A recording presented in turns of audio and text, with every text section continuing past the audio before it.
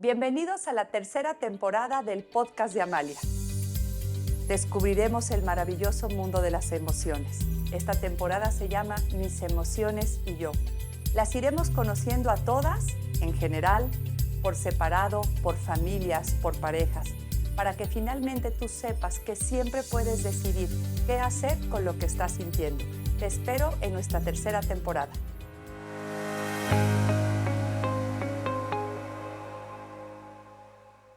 Este es nuestro episodio 2 de la tercera temporada. Hoy profundizaremos en el tema de necesidades, pensamientos y emociones. ¿Qué relación existe entre lo que necesito, lo que pienso y lo que siento? ¿Qué puedo hacer para sentir de manera adecuada? ¿Qué puedo hacer para que en mí se siente esa integración de ser una persona que responde a lo que está sucediendo? Me encantaría hablar de una teoría del cerebro integrado. Esta es una teoría que no fragmenta a la persona, que no divide al ser humano, sino que la integra, la ve como un todo, como alguien único e irrepetible. Y algo muy importante de la teoría del cerebro integrado es que permite ver que todo al mismo tiempo influye y es influido. Es decir, vean todas las direcciones posibles. Lo que siento influye en lo que pienso. Lo que pienso influye en lo que necesito. Lo que necesito influye en lo que pienso. Lo que necesito influye en lo que siento. Y así imagínense cuántas combinaciones podríamos hacer de cómo todo influye y es influido. Esta teoría del cerebro integrado a mí me encanta porque permite quitar esos radicalismos o partes extremas de la vida donde yo he escuchado, pero a veces con una postura desde mi mirada muy extrema, todo es emocional, todo es mental, todo es químico, todo es alimentación. Y esta teoría te dice, todo está integrado. Esta teoría te dice, todo influye y es influido. Y nos ayuda mucho a tener una mirada del ser humano completo, donde podemos ir distinguiendo qué puedo hacer yo desde estas distintas partes para que me sienta, como lo mencioné hace rato, una persona integrada, completa. Y aquí quiero mencionar algunas de las cosas que están influyéndonos y a la vez otras que están influyendo en ellas y siendo influidas.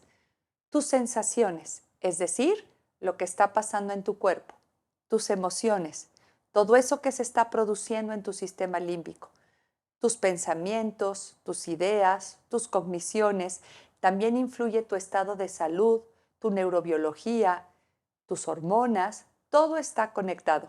Hay una disciplina que me encanta, voy a mencionar el nombre, que se llama psiconeuroendocrinoinmunología, que también tiene que ver con estudiar cómo todo al mismo tiempo está integrado y en milésimas de segundos están mandando esta posibilidad de influir unas a otras. Me encanta esta propuesta del cerebro integrado porque al saber que estamos conectados, que somos un todo, nos damos cuenta que yo puedo ir detectando en dónde necesito poner mi atención para que finalmente pueda decidir qué hacer y tener en la vida una respuesta que me dé paz y pueda yo ir diciendo que voy respondiéndole a la vida desde lo que era adecuado en ese momento. Para fines didácticos de este episodio, me imagino un triángulo y te invito a que tú te lo imagines también. Un triángulo que tiene un lado que se refiere a las emociones, un lado que se refiere a los pensamientos y un lado que se refiere a las conductas. Y haz todas las combinaciones posibles, como el lado de las emociones influye en los otros dos, en conductas y en pensamientos, como el de conductas influye en pensamientos y en emociones, y como el de pensamientos influye en emociones y conductas. Aunque suena trabalenguas, no es así. Es realmente que todo se influye. Este triángulo que pareciera tan sencillo es una de las mejores estrategias para poder ir decidiendo qué hacer en nuestras circunstancias. Es muy importante para mí ahorita hacer una pausa y retomar el tema de las emociones, solo de las emociones, para luego volverlo a vincular en este triángulo y con esta maravilla del cerebro integrado. Cada emoción tiene una función. Si recordamos, las emociones son reales, son biológicas, suceden en el cuerpo. Y al tener una función, las emociones tienen una necesidad. Cuando yo dimensioné la importancia de que la emoción tiene una necesidad, me hice un replanteamiento muy importante en mi vida, que es que la educación no nos encaminaron bien el mundo de las emociones. Te voy a decir mi mirada. Muchas veces en un ámbito educativo te decían, no te enojes, no estés triste, no seas miedoso. Y esa negativa que nos decían de las emociones nos hizo sentir que las emociones no eran adecuadas. Porque imagínense que algo que es natural, que se produce, que es parte de nosotros, te dijeran, no te enojes, no estés triste, no seas miedoso. Es como si te dijeran, no digieras, no respires, no proceses la comida, no proceses los alimentos. Es absurdo. ¿Qué haría yo a nivel educativo? Fíjense qué interesante. ¿Qué pasaría si a los niños, a los jóvenes, a los mismos adultos, en lugar de decirle, no te enojes, le preguntamos qué quieres hacer con eso que estás sintiendo? ¿Cómo se llama eso que estás sintiendo? ¿Qué necesitas hacer con eso que está pasando? Eso que sientes, ¿cómo se llama? ¿Qué mensaje tiene? ¿Qué te pide? Cambiaría por completo. No estés triste por puedo ver que estás triste. ¿Cómo quieres vivir tu tristeza? Cambiaría para mí por completo la educación. Y aquí le podríamos decir a tantas familias, escuelas, instituciones, que cambiemos el no estés de tal manera por darles opciones a las personas. Créanme que el néctar de la vida son las opciones. Digamos, ¿qué se vale, qué no se vale, qué necesitas, qué quieres, qué te ayuda, qué no te ayuda? Obsérvate, escúchate, date cuenta de lo que está pasando. Por eso es tan importante para mí en el plano educativo que replantemos la manera en la que hablamos de las emociones, que replantemos la manera en la que le decimos a una persona que no esté de determinada manera. Porque además, ¿saben qué? Esto es absurdo. Porque si yo, Amalia, estoy enojada y me dices, no estés enojada, te voy a decir, ya lo estoy. O me dices, no estés triste, pues te voy a decir, ya estoy. Es como absurdo. ¿Cómo me dices que no esté de una manera en la que yo estoy? Aquí viene la diferencia. Si estoy así, pero tú puedes decidir qué hacer, pero tú puedes elegir cómo manejar esa tristeza, porque tú eres más grande que tu tristeza. Tú eres más grande que eso que estás sintiendo, porque no solo eres sentir, también eres pensar, también eres comportarte, también eres, voy a repetir esto, también eres comportarte y eres muchas cosas más que solo sentir. Todo está integrado. Recordemos, a nivel educativo, corrijamos esas frases, empleemos palabras diferentes que den la posibilidad de gestionar lo que estoy sintiendo. Y así podríamos, desde edades cortas hasta edades más grandes, ir enseñándoles que si tú vas respondiendo a lo que vas sintiendo, cuando esa emoción se está construyendo, la vas sintiendo y la vas detectando, vas a poder después manejar emociones más complejas, porque luego la vida se va poniendo muy interesante. Y así podríamos empezar hablando de las emociones básicas. ¿Por qué se llaman básicas? Porque son aquellas que están en nuestro código de barras de seres humanos. Son aquellas que están en nuestro código. No hay manera que no las sintamos. Están. Y las podemos ver en los bebés desde que nacen. Estas son básicas, nos definen como humanos y cada una tiene una función y en los siguientes episodios nos iremos una por una a encontrarnos con las familias de las emociones para poder conocerlas mejor y realmente tener a nivel educativo una formación emocional, una pedagogía emocional completamente diferente. Esas emociones básicas a veces coexisten con otras. Es como muy raro que diga, yo solo tengo esta emoción todo el tiempo. Coexisten, puedo tener un momento de esto combinado con esto, con un toque de esto y con una pasadita de esto. Coexisten.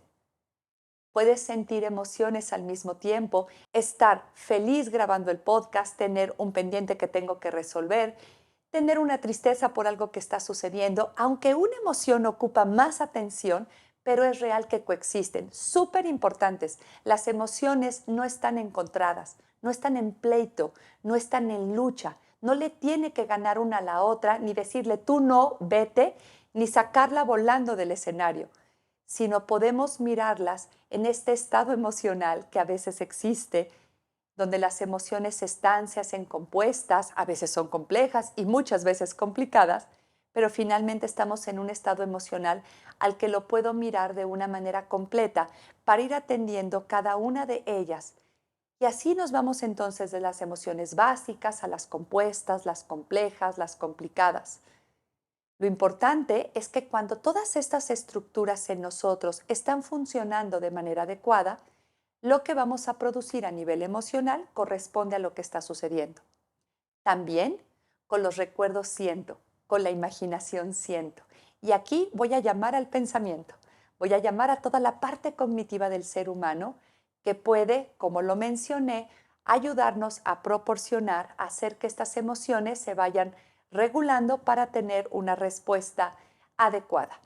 Pero aquí te quiero dar una noticia que a mí me preocupa y que te puedo decir con conocimiento de causa que muchas personas se le están pasando mal por esto. ¿A qué me refiero? A que ese mismo pensamiento, si no se maneja bien, empezamos a generar y a generar y a generar escenarios que no están sucediendo.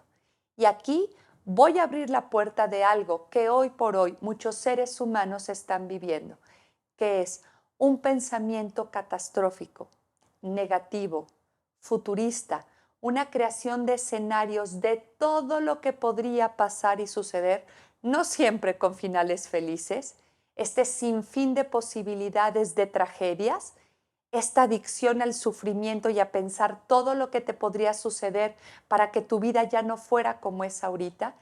Esto me preocupa. ¿Y por qué me preocupa?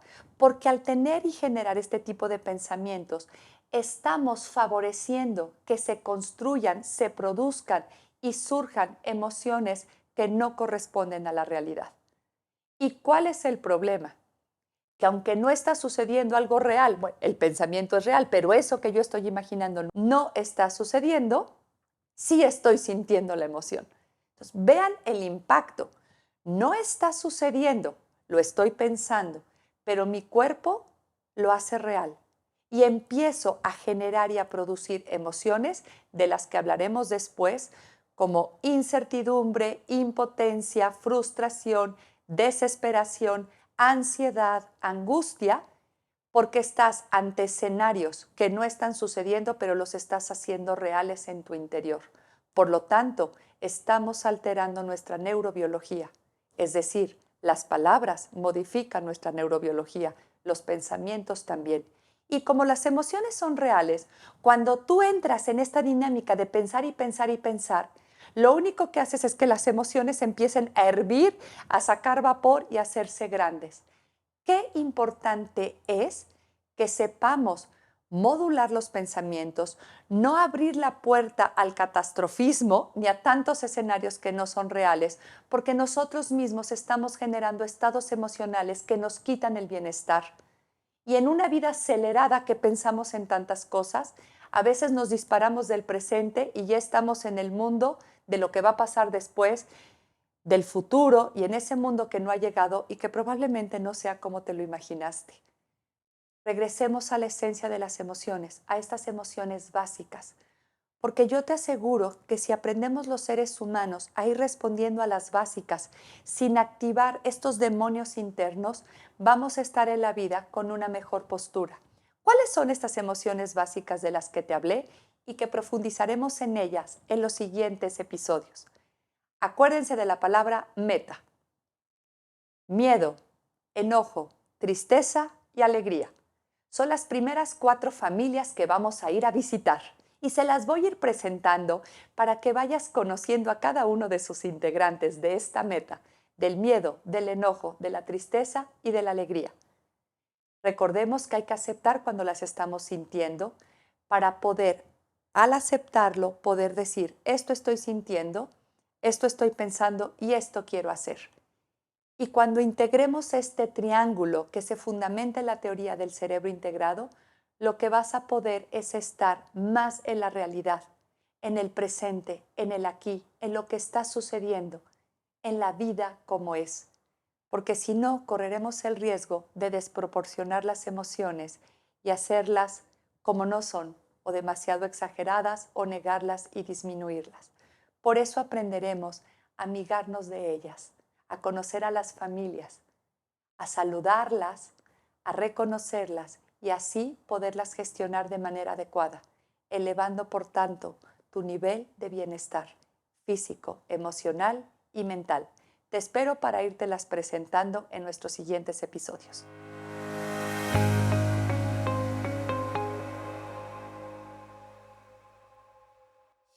Esta es una producción de videopodcast.mx.